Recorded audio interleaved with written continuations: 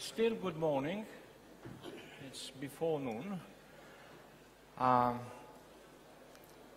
It's a real pleasure to welcome you in this marvelous hall. You may have noticed that the organizers have done their best to make sure that the weather is also gorgeous, but you are kindly invited to forget about the weather and just focus on what equally gorgeous and wonderful people we have here in this panel. My name is Doru Costa. I am a diplomat, or I used to be a diplomat. I worked for more than 2 decades and a half with the Ministry of Foreign Affairs, and I had the privilege of dealing with Middle Eastern issues ever since I graduated the Faculty of Foreign Languages with Arabic as major. It is perhaps one of the most fascinating areas, if not the most fascinating area of our world. It has been, well, we know, it is where man's civilization was born. It is there that it began. We know that. Others doubt that. That's their business. It is there, that area, that has influenced major geopolitical developments for a long time. How long? Make your pick. Let me quote something here. For a century and a half, the Arab world has been following a negative policy. It has known what it wanted to do away with, but it has not known what it wanted to build. Misapplication of Western patterns of government brought a confused mixture of political systems and philosophies. Democracy was only a veil for dictatorship. Constitutions framed in the interest of the people of the Middle East became instruments for their exploitation and domination. Does it sound familiar to you? Well, this is the beginning of an article that a certain Jamal Abdel Nasser wrote in 1955. We are in 2019.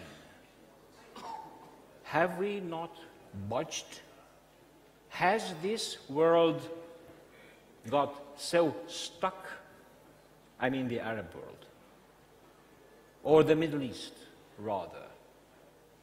I don't think that to focus on the Arab world full stop is right. Last time I checked, Iran was not an Arab country. Israel is not an Arab country. Turkey is not an Arab country. So, the Arab world? No, the Middle East. The Middle East is in the middle. That's it. However, for a while, there seemed to be, this role of the Middle East seemed to be, diminishing. Things were in a perpetual, manageable crisis. And that was the goal, to keep the crisis manageable. And then we just, go on. All right, then something happened and the crisis ceased to be manageable. And problems erupted. We have again in front of us an influence of the area of the Middle East that is crucial, It may become fundamental, but it is definitely more important than it used to be. How, why, and who is making it that way? And since we are talking about manageable crisis, the question is, and who is going to solve this crisis? Anybody looking for a solution anymore? And this is what the title of the panel is about. Or should we just pray to God, whoever that God might be, no matter what you call it, that things will just stay within the limits and they will, peter off somehow, and like the Al-Wadi, the river in the desert, will dissipate among the sands. Beautiful. Well, let me introduce our panelists. And obviously, I will begin with Her Excellency Mrs. Lolwa Al-Khatar, who has been the spokesperson of the Ministry of Foreign Affairs of Qatar since 2017. Among others, Ms. Lolwa is a PhD candidate at the University of Oxford in the area of Oriental Studies. It is interesting that she is an official, but she did not, she used not to be an official. She comes also from the NGO community and the civil society. It's the second time we have the pleasure of welcoming Mrs. Lolwa with us. Stand ready, questions will come. Ambassador Mohammed Lulitsky, Senior Fellow at the Policy Center for the New South in Rabat in Morocco.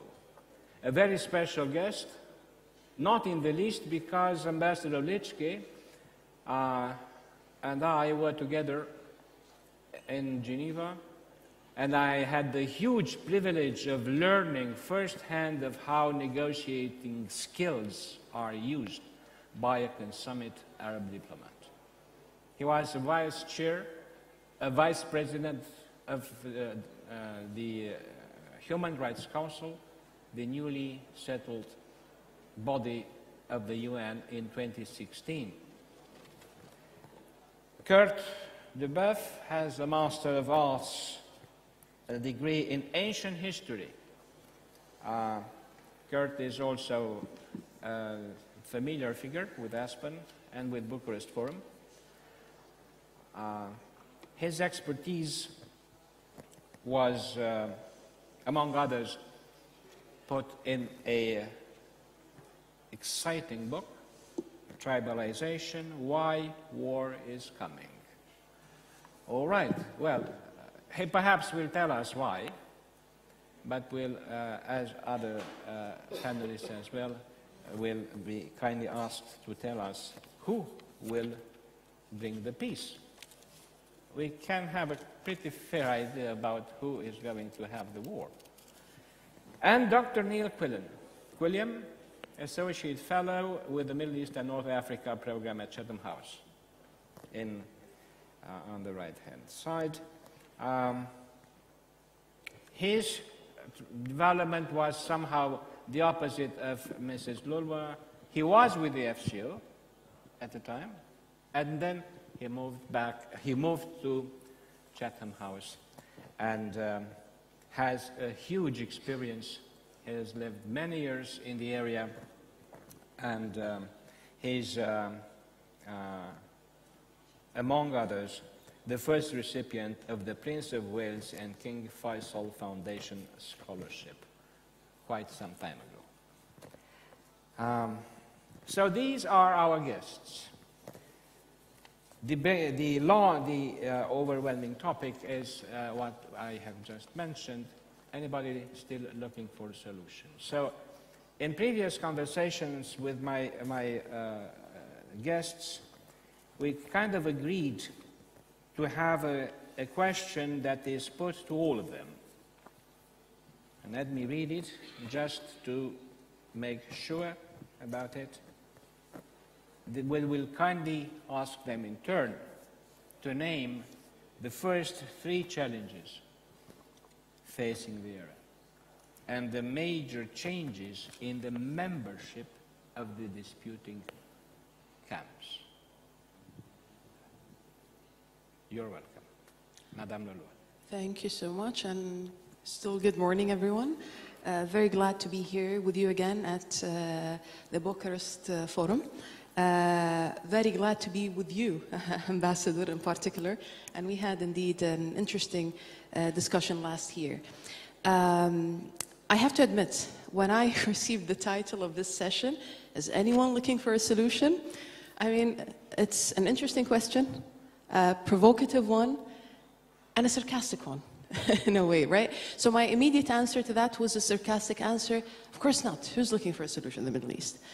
But then, after having a second thought, I guess it's probably the opposite. Too many actors are looking for many different solutions, but solutions in isolation, solutions without necessarily considering the wider context, right?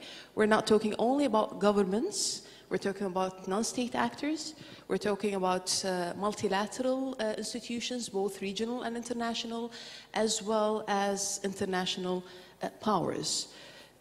So I guess part of the challenge is that, the fragmentation that we have in the political fabric, something that is not unique to the Middle East, by the way, but it becomes more immense and structural in the Middle East simply because for decades, maybe since the time of Nasser, since you quoted him in the very beginning, but for decades we have not had established institutions and proper processes in place, and that's why the effect of this fragmentation and decentralization of power that we're seeing globally becomes even more radical in the Middle East. So I would say that this is the most pressing challenge that we're facing, in addition to many other challenges, for example, losing faith in nation states altogether. Once again, a global phenomenon, but then in our context, with collapsing states and failing states and so on and so forth, becomes even more fundamental. And then, of course, all the chronic problems we've been having, I mean, you name it, illiteracy. I mean, some of the traditional centers of power in our region, without me naming specific countries, I mean, they have around 40 to 60% of illiteracy. That's just not possible, right? And then, of course, other economic problems, unemployment, and so on and so forth. All right, so we have institutions lacking or crumbling, and we have too many actors looking for solutions that do not talk to each other or split the hairs. Or even compete. Come again? Or even compete with each other. Or even compete. Ambassador Lichki, you agree? Yes. First of all, thank you for the nice and undeserved introduction. Happy to be here. Challenges. I think the first one is this race for influence in the region. The second one is the non-state actors, particularly ISIS, which we think that we have already defeated, but I maintain that it has been redeployed in Libya, in the Sahel, but not finished. And the third one that we, I think, tend maybe to oversee is the aspiration for a new social contract in the Middle East. And this is a long term.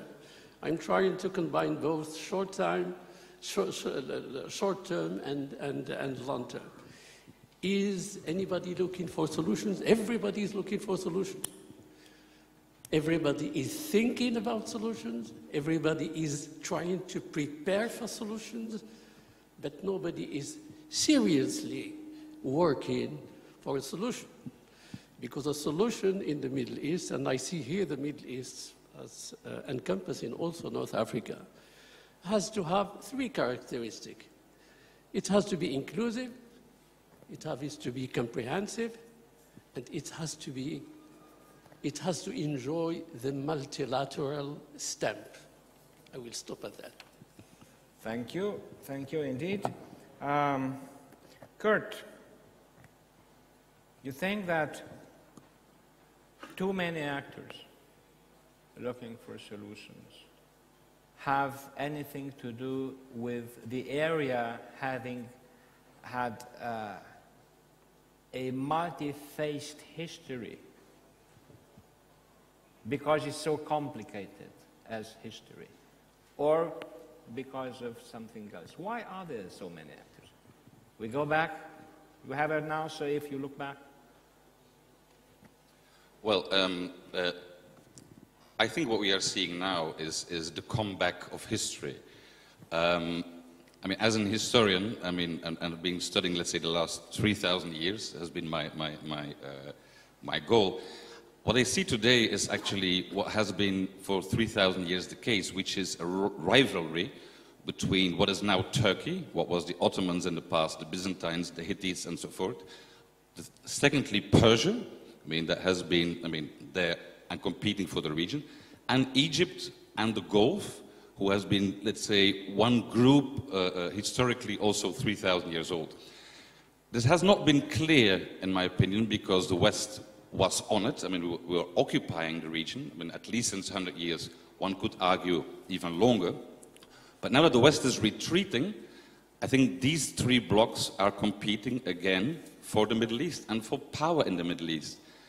And what we are seeing is that Egypt, Saudi Arabia, the Emirates, I mean, they have this one bloc. You see Persia or Iran is going to Syria, Iraq, and Lebanon.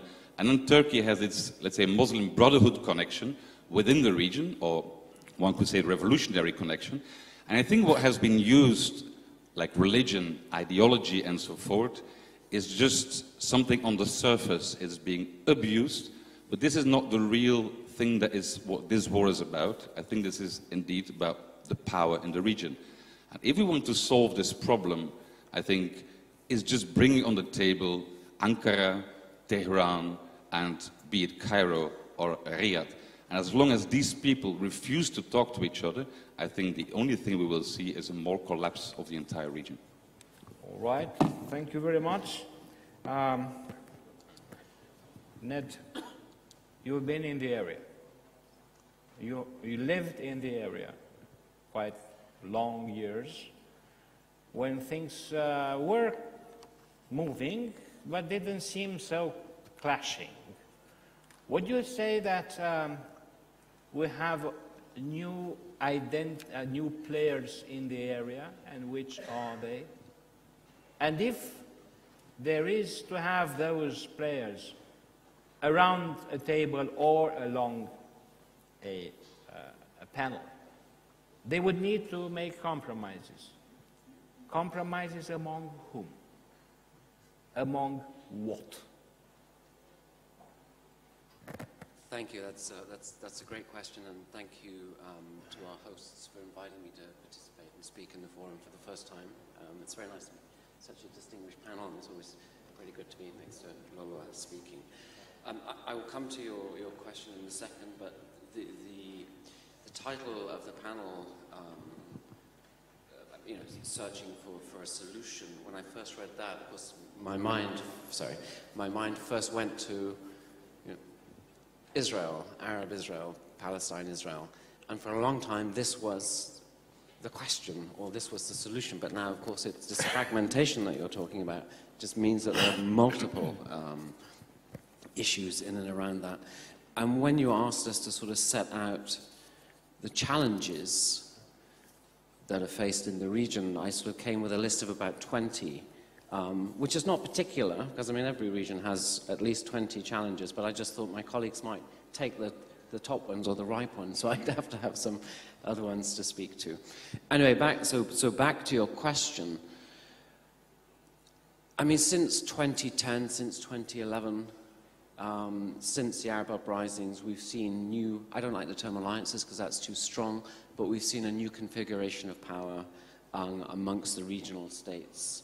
And you can term those, I'm not sure how one wants to term those supportive of the Arab Spring or the Arab uprisings and those counter-revolutionary forces.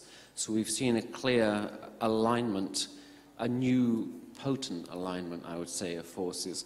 And one distinctive alignment is Saudi Arabia, the Emirates, linking out to Egypt, maybe reaching to Haftar in Libya.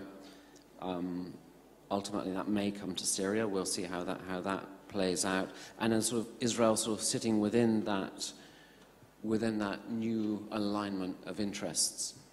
And then arguably on the other side, you have the non-members of the club. You have Qatar, you'll have Turkey and Iran, not necessarily, certainly not an alliance, but an alignment of interests. And to a large extent, I would say that has defined the past 5 or 6 years quite clearly. And there's almost a zero-sum game as to where one sits and where one fits within that alignment of states. However, I think we've started to see a change in that, and this is what's really interesting. I mean, a series of analysts, including myself, have been sort of mapping this for the last few years. But I think given recent events, given the attacks on Abqaiq and Kharais in Saudi Arabia, which were extremely potent, they demonstrated the vulnerability of the Saudi energy system and key vulnerabilities in the Gulf. I think we've started to see the Emirates row back. They've started to explore options with Iran, and I think Saudi Arabia itself is now having a bit of a sort of time out. It's on the naughty step. It's really sort of thinking about its role in that alignment of states. So I would say, and I would argue quite strongly, that now, irrespective of the heightened insecurity in the Gulf, not talking about Syria at all, not talking about North Africa, is that we suddenly have the conditions under which talks can take place or could take place. Putative talks can start to take place. So all of those actors could arguably begin to come to the table. Not necessarily in a multilateral framework. And I can see that the Emirates themselves are sort of trying to position themselves as a potential broker in here. So I think we're coming to a new phase in that alignment of interests. Mm-hmm. Thank you very much indeed. So this coming to a new phase be a new trend in the area, or is it just something that is passing? It's circumstantial. Because it was triggered by something, by an action. If we look at what you've just said, there was an attack, people got scared, said, whoops, where are we going here? What are we going to do? There was this piece, I think, in Foreign Affairs, the war nobody wants, right?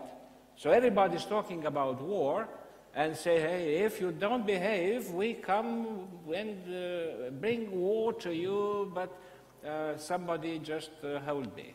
Don't let me go and do that. And everybody is doing like that. So is this a trend, Mrs. Lulba? What do you think? Well, I was hoping that you would direct the question to Neil. Well, more than happy to take it as well. It's very interesting that you're saying this, Neil, and it's very important to hear that opinion from someone who's been studying the region for years. Is this more of a structural change, or is it just a tactical one? That's a good question. Now, in terms of if we're talking about the relationship between the Gulf and Iran, it went through phases in the past 30 years. I mean, not many people recall the aftermath of the second Gulf War, that is the invasion of Kuwait. Not many people recall that during that period there was that kind of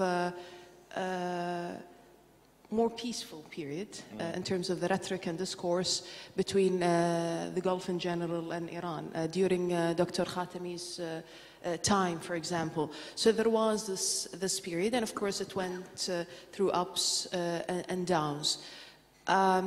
there could be a change, and I think this change is conditioned upon a number of factors, one of which is, of course, I mean, Iran itself and its politics and eventually its elections and so on and so forth. But then on the other hand, I think it heavily depends on the war in Yemen, for example, and what happens there. And we've seen some interesting movement recently with the coup attempt recently, and possibly a divergence within the coalition itself in Yemen. So I think it's conditioned upon at least three factors: Iran on the one hand and its internal politics, Yemen and the war in Yemen on the other hand, and the third factor would be, of course, the US policy and the US elections eventually. Mm-hmm. All right, so we have sort of a kind of new beginning, which is apparently taking shape, maybe. But I was wondering, Ambassador Ulinski, these changes may be triggered basically, or rather all triggered basically, by changing interests.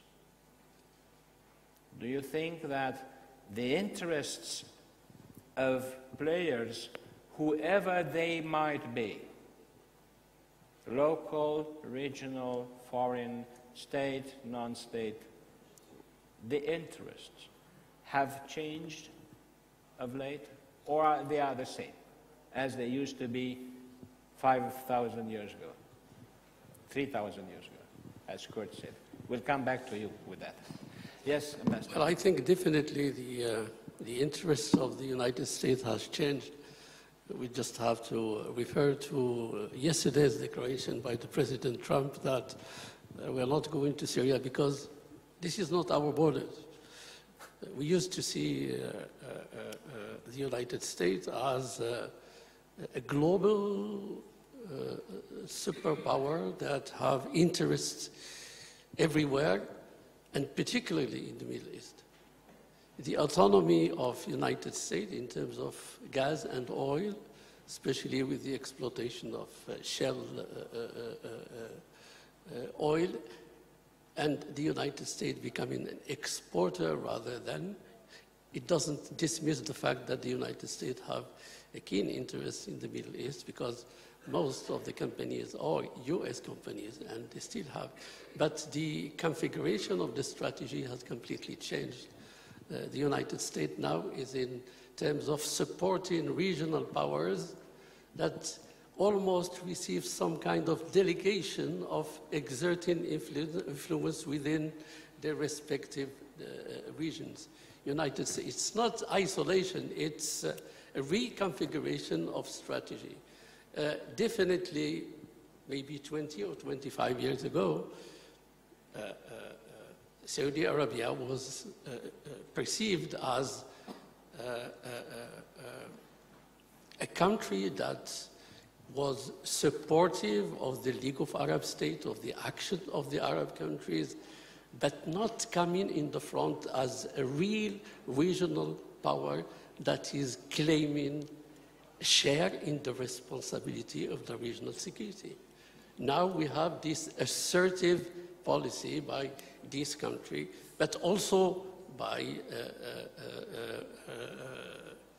Iran and by Turkey. Turkey is moving from zero problem strategy to some problems, if not more problems. Do we have any perspective that could be promised? I would say that there are things that are happening behind the scenes. For example, these security arrangements, these trilateral meetings between Israel, between Russia and the United States about security. This is something that is beginning to work. The fact, for example, that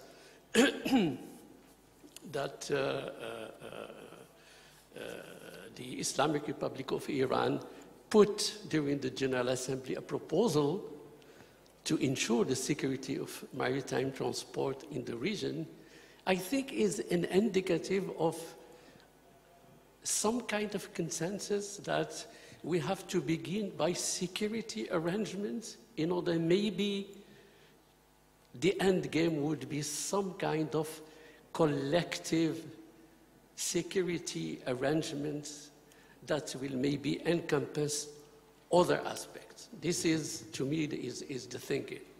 Some countries that we may not mention, but that could play a very positive role. I will begin by a very discreet, efficient, small country that is called Oman. Oman is a country that have contributed, for example, to promote the initial steps for JCPOA between the United States, Europe, and Iran. And I think this country has enough experience and wisdom to make a contribution. I may surprise you by saying that Iraq can play a role, despite all the turmoil and all the problems, because they have special relations with Iran, with Saudi Arabia, and other countries. And finally, I think Russia is in a position to make a positive contribution, because they seem to be in good terms with everybody, going from Israel to Iraq to Saudi Arabia, all the countries. I will stop at that. All right, thank you very much indeed. Kurt, talking about these interests, and if we are, keep in mind why Ambassador Lunichka has mentioned about what people might do from now on, like Oman, like Iraq. We put a pin on that for the last question on where the key of the solution is. But before that, if we look at the interests that are pushing people to act, can we identify a ratio between foreign interests and local interests? And how, if not, are we supposed to strike a balance between them? Well, I think that the foreign interest is not economical anymore like it was in the past, but it's, of course, security. I mean, the fact that ISIS might be resurgent in the region and that we might see more conflict of course, the migration that will come out of it should be on top of European agenda. And I, of course, agree with the ambassador about the light points that are there and the possible countries that might contribute to a solution. But I think there are three spoilers that might be there. And that is that the first is that the proxy wars that we have seen in the last 8 years, of, let's say, these three blocks that I was talking about, I mean, in Libya, in Yemen, in Syria, and in Iraq, that this might turn from a proxy war into a direct war. I mean, the attack of, well, safe to say, from Iran on Saudi Arabia oil fields was massive, and it showed the weakness suddenly of Saudi Arabia. And the fact that the United States did not react, I think, was exactly what Iran was hoping for. So it's like, okay, this is one thing. The second thing is that we see that for the first time in Syria, now we will see confrontation between Turkey and Iran, because of course Assad's army is non-existent, so the ones who are going to support Assad is going to be Iran and Russia in the middle of it. So this is a direct war. And I think the third spoiler is that this bloc around Saudi Arabia and Egypt is extremely fragile. I think that the royal house of Saudi Arabia, I mean, is fragile, I mean, and might collapse at one day. So there are many signs for that, but will be a very dangerous point, I mean, for the Gulf. But secondly, I mean, Egypt is not stable at all. I mean, we have seen some new protests in Iraq and in Egypt, but thinking that Sisi will be there as he hopes to be until 34, I think is a mirage. So there will be a new revolution in Egypt, and that is 5 times Syria, I mean, Egypt. So I think these are spoilers that might make the peace prospect in some way far more difficult than it already is. All right, thank you very much. We'll turn now to the room while kindly asking them to keep in mind that we still have one issue that we have not talked about, and that is the solution, right? So if you have comments, if you have questions, if you have objections to what our distinguished panelists have said, do so. Very briefly, introduce yourselves and do not speak more than 1 minute. Yes, Andrei Tsarna. Hello, Andrei Tsarna, Romania MFA. Thank you so much, Ambassador Costa. The first question goes to the last statement by my friend Kurt Boeuf. You seem to consider that the only outcome possible in the current situation in Syria is an open conflict between Iran and Turkey. Now, arguably, they've never had a stellar relationship, and the history of the region is marred by these tensions. But at the same time, just a few years ago, the same Turkish president was shaping a nuclear deal in the region, hoping that he's going to get UN Security Council sign up on a deal that he personally had vested interest in shuffling between Brazil and New York and Tehran to convince the powers with Iranian support, or at least some kind of agreement that there are common interests there that go beyond what divides the countries, even if those divisions stay. So why can't we imagine a Syria scenario where actually Turkey and Iran remain competitors in a region, strategic competitors, but that are also interested in a certain balance of powers, if you want to call it, in a realist framework, that may be conducive to a lasting peace with some Russian support? All right, so I'm afraid your question bears more on the solution than on what I would suggest you keep in mind the question, don't forget the answer, and we go back. Dr. Eli Karman, please. Thank you, Eli Karman from Israel. If I summarize the two speakers, Kurt and the Ambassador, we have actually two blocks, the Iranian bloc and the Sunni bloc. The difference between them is the Iranian bloc is very, very consistent, united around the leadership of Iran, and includes also Sunni elements, for instance, Hamas, for instance, even some Turkish radical Sunni groups, while the Sunni world or Sunni camp is completely divided between Saudi Arabia on the one hand and Gulf satellite countries, and Turkey and Egypt. And therefore, you see clearly that Iran has a hegemonic influence, and it is growing because the difference between the Sunni countries is even greater practically every month. And the elephant in the room, which was the United States, since 1991 was actually the patron of the region, is disappearing little by little. And who enters? The Russian tiger. And the question is, if we have a Russia, Pax Russia in the future, and we see that they are trying, and successfully, by the way, working with the Iranians, with the Turks, with the Saudis, and with the Israelis, and with a very limited, if I would say, economic power, but with strategic thinking, they are replacing the United States. The question, if this will be a solution, and knowing a bit about Russia, I'm not sure that is a good solution for the region, but clearly it would influence the next year's situation in the Middle East. Thank you very much indeed. Dr. Karman has just mentioned very briefly the list of changes in the players. And by the way, would you agree that we had a very strong player in the United States playing on multiple levels and fields, then sort of taking a step back, shale, no more oil, things like that, we mentioned them. And Russia, with all due respect, not comes to the area, returns to the area. We know that. This is no secret. But Russia does not have the economic power. It has the power of the gun. Fine. Are they going to keep this working?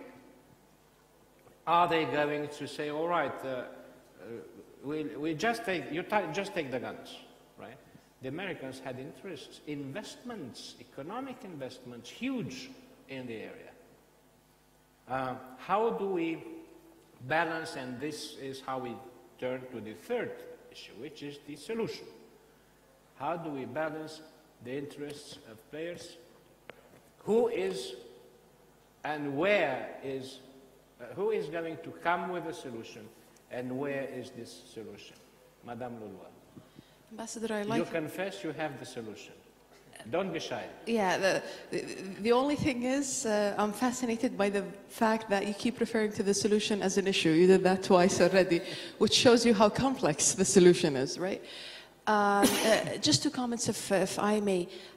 With the gentleman and an excellent question, I would only have a different opinion over the characterization of the current conflict, or even polarization that we have, being a sectarian one. I would kind of disagree with that, and I think, Kurt, you have rightly mentioned that at the surface there is the religion, but then deep inside it's more of a power struggle, mostly, I would say. So that's one comment. The other comment I would add is about also the interest in the region, being it only security interest. Let's not forget the energy element here. So I think that that element, that dimension still plays a role, not only in the Gulf, by the way, Libya, for example, and some other places. But I didn't give you a solution. All right. Ned? Thank you. So how I would characterize the region and the process it's going through at the moment is, I mean, the US is not withdrawing, but certainly from a diplomatic point of view, it's, you know, it's disengaging, so it's leaving a vacuum. And I think in the interim, and the interim maybe being the next 10 years, would be regional actors moving into that space, including Russia as part of that process. But if we're looking 20, 30 years down the road, then I think China is also moving in there. So I see this as a very important interregnum between moving from one system to another system, which we can see emerging, but it's going to take time to actually materialize. But in the interim, there is no central organizing principle. There is no organization that can say, okay, this is how we're going to manage and balance out these wide array of interests. And unless something emerges, unless some security framework is born from this, then I think we're in for a bumpy ride. I think that sort of difficult balance of power will play itself out, and there are no neat ways to draw that. So we'll just see this competition, I think, heating up and intensifying. All right, thank you very much. Ambassador, besides the solution that you have, may I ask you also something very pertaining to the area you're coming from? You've noticed that we've talked about the Middle East, a wider Middle East, greater Middle East, you name it. But you come from Al-Maghreb. And is that a part of the Middle East anymore? But however, there are no such troubles there. Nobody cares what's going on. Of course, everybody cares. I'm just being provocative. How do you link what is going on in this Middle East to what is going on in that Middle East, where you come from? And then also tell us the solution. Well, first of all, I think all the players that are in the Middle East, stricto sensu, or in Libya, for example, most all of them are in Libya. So you have already the link. I think the countries of the region, in order to assert their influence, are going beyond their own respective regions. This is, everybody is playing its cards, whether in North Africa or even in sub-Saharan Africa. What is happening in North Africa? Yesterday I came from Tunisia.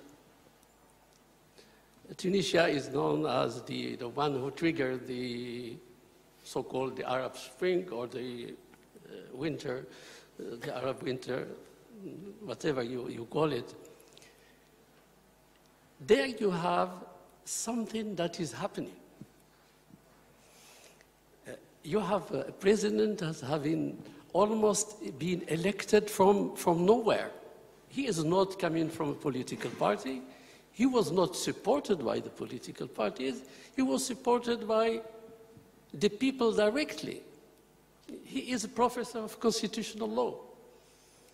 And the electorate have decided to elect this one and dismiss all the political class. I think there is something to be learned from this experience.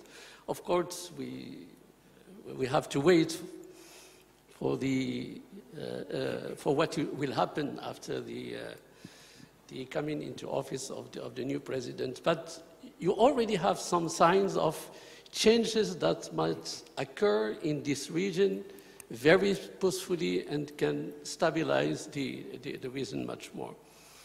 I think in terms of solutions, to come back to your basic question, I think it has to come with different layers.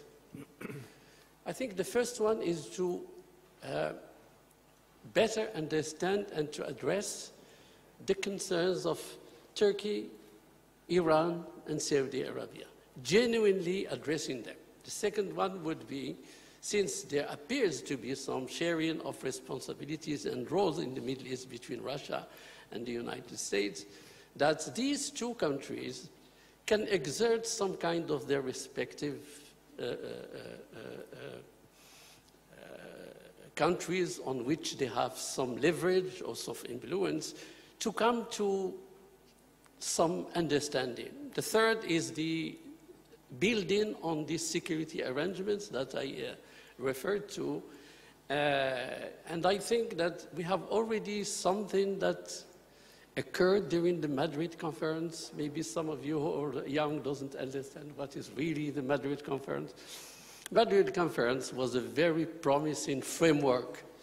And there you had arms control regional security working group that was working with the participation of all the countries of the region, including Israel. Mm-hmm. So we have some ingredients on which we can build. There is also another project that have been extremely forgotten. It's the project to make the Middle East as a nuclear-free zone. We're always talking about NPT, about Iran, about the threat, etc. But nobody is thinking positively of this very promising idea that was for some time. And last but not least, I think we have to put in this puzzle a very important element, which is resolving the Palestinian issue. It is central, it will have a positive impact, but we have to do it in a very credible way and on the basis of international legality. Thank you. Kurt, you still have to answer the question that was put before. But I would like, I seem to link the possible answer to what Ambassador Ulitschka has mentioned about security and disarmament and, you know, the bigger picture, so to speak. Can a solution come from that part? Well, I think that both questions are related. So to Andre, possibly some kind of power deal is a solution, let's say, in Syria between Iran and Turkey. But because of the let's say, of the West being getting out of the conflict, I think countries are thinking like, I want to have a deal, but not yet. Maybe I want this piece of land, or this, I want to kill the PKK and the YPG and so forth. So one step more and nobody will react.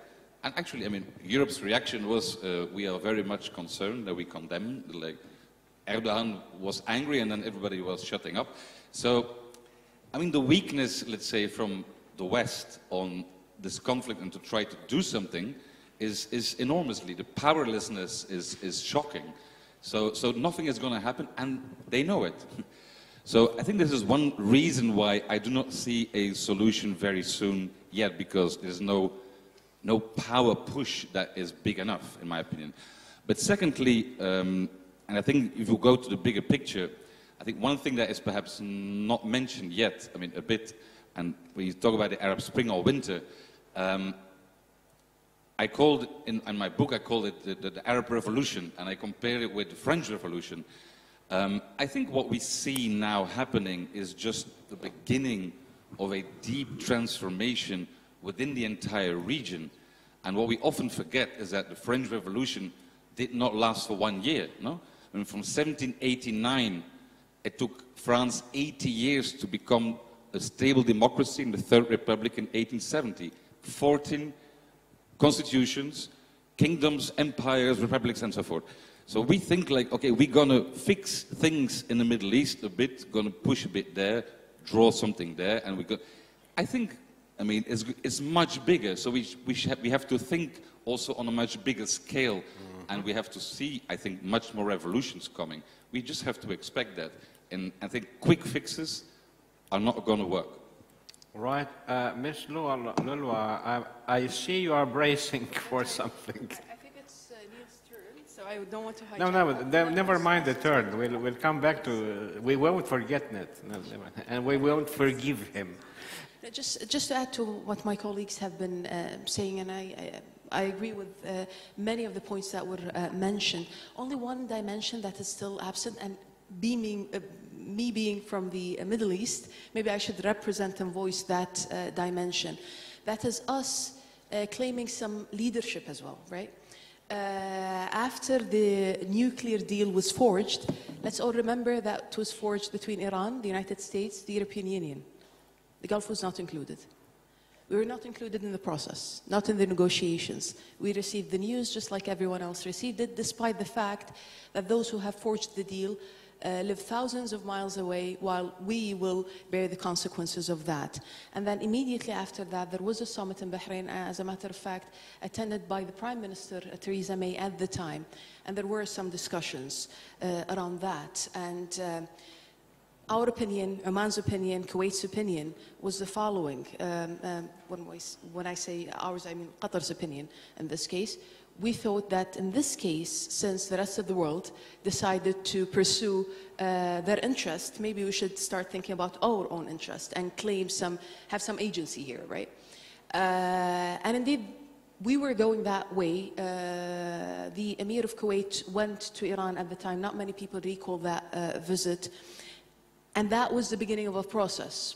But then the rest of the GCC that I didn't mention decided to pause and say, let's wait for the elections in X capital. I won't mention the capital here, but I leave it up to your intelligence, right? And then from that point of time, things have taken a different turn. So I think part of it is us claiming some responsibility, leadership as well, and start thinking of our collective interest in the region. And this is, of course, partly problematic, as you know, Ambassador, because within the region itself, we don't yet have a consensus. I don't think we need a consensus over every single issue, but we definitely need a consensus over the main principles. So that was my contribution. Yeah. Thank you. Ned, solution and leadership. Well, I think if we can come back to this question of leadership, and I think taking agency or seizing agency or acting upon that, I mean, this is why I'm a little bit hopeful, just momentarily hopeful at the moment, despite describing how I think the structural forces are going to play out over the next 30, 40, 50 years. I think leaders, particularly in the Emirates and in Saudi Arabia, very much saw the election, actually, I mean, the election of Donald Trump as giving them effectively a green light to push ahead with a series of policies which have not turned out particularly well. I mean, they even did that during the Obama years, but I think that this perhaps sort of accelerated. And because of a number of sort of ailing, failing policies, and this is why I said earlier, I think following the strikes on Abqaiq and Khurais, and as you've alluded to, I mean, that really demonstrated, I guess, the weakness or the end, if you like, of that security relationship that had been set up in 45. That really demonstrated that has come to an end. And I think that's a real moment for pause, and I think perhaps a moment for reflection for those leaders in particular, but right across the region, that this point that you're making about consensus is absolutely critical, in fact, because a consequence of this overreach, if you like, this overactivity, or this lack of restraint in formulating policies and implementing them, has been this absolutely crippling strike by Iran, which has demonstrated its willingness to push and push and push to a point of absolute escalation. And it has the capacity and the will, what appears to be the will, to push right to the edge. And those other leaders do not have that same sort of strength and willingness. So I think this is, as I said earlier, I think this is a moment in which this particular issue is ripe for discussions, for back channels, for trying to find a way to walk back from that point of escalation. If I could also reflect on the question about Iran and Turkey in Syria, I don't think the Iranians really want to have another player inside Syria. I mean, I think they will want to wait out Russia as well. I mean, whether Russia stays long-term or not. I mean, I think Iran is embedding itself in the country for good or bad, however that's happening. It does not want Turkey to be in that space. I mean, it wants to wait out Russia. So that's just another competitor in the space that it would really like to have enormous influence over time. So, thank you. Right. Thank you very much indeed. I think we are coming to a close with our discussion. Unfortunately, because we could go on and on for another 3 or 4 days at least. Yes, sir. Can I have a few comments, please? And you are? I'm Ömer Önhon from Turkey. Right. May Very I? short. You'll have 1 minute. 1 minute, okay. Well, I think in order to find a solution to the problems that we are talking about, I think we have to get the situation straight, the remedies. First of all, historically, as you said, there is a problem. After the First World War, the way the map was drawn in the Middle East is a problem. I'm not saying this to change the borders or anything, but I'm just pointing to a fact. Secondly, Turkey is not after rebuilding an empire. We are here to counter, to meet our legitimate security concerns. And when you have a non-state actor, a terror organization, trying to carve out a piece of territory from Syria and create a state next to us, we are not going to stand idly and watch it. We are not going to do that. No country will do that. Historically, I have to say the Western role in the region has not been very positive. In some countries, they may be speaking the language of the people from the West, but if you look at the memories, I think really we have a lot to grudge about. Non-state actors and terror organizations are our common enemy. Daesh, as you call it, ISIS, is definitely a common enemy, and Turkey has been at the forefront of fighting with Daesh. But Daesh is not the only terror organization in the region. PYD, YPG, which Turkey is fighting today in northern Syria, is a terror organization. And the fact that that terror organization has fought against Daesh does not make it a clean page. If that was the case, if you can recall, Al-Qaeda has been fighting Daesh also in Syria, so does that make Al-Qaeda a good organization, a friend and ally. Please have this in mind. Another point is I agree with the ambassador that the core issue still in the Middle East is the Palestinian issue. We are neglecting this, but this issue continues to be the core issue. Another aspect of the conflict, I have just 20 seconds, okay? We have many problems in the Middle East. One of them is lack of education. That's a very serious problem, as our colleague from Qatar just said. Another one is unequal distribution of wealth between the peoples of the region. And another one is social tensions. I can go on with this list forever. But without solving these issues, we are not going to have a permanent peace and stability in the region. And democracy. We need democracy in that region. Of course, I'm not talking about a straitjacket, but we need a good system which will reflect the will of the people. The will of the people, unfortunately, is not reflected in the region. As long as we do not have this, we are not going to have permanent peace. Now, all right, I'm afraid I will... One last sentence. Okay. Because everybody is referring to a tension between Turkey and Iran. Of course, there are conflicting interests in the region between many countries, but at the same time, there are interests which bring countries together. And don't forget that you are talking about two countries which have hundreds of years of state experience. We are not countries which were born yesterday.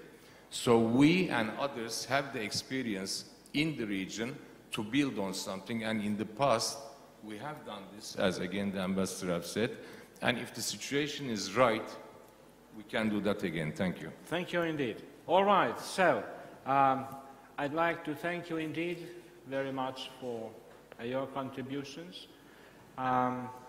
Before asking you to give a huge round of applause to our most excellent panelists, just allow me to say two words. First, the list of issues that the Middle East is facing is not that different from the issues we in other parts of the world are facing. Not that different. Second, two major actors were almost not mentioned in our conversation. One is 8,000 kilometers away, and that is China. The second actor is the European Union.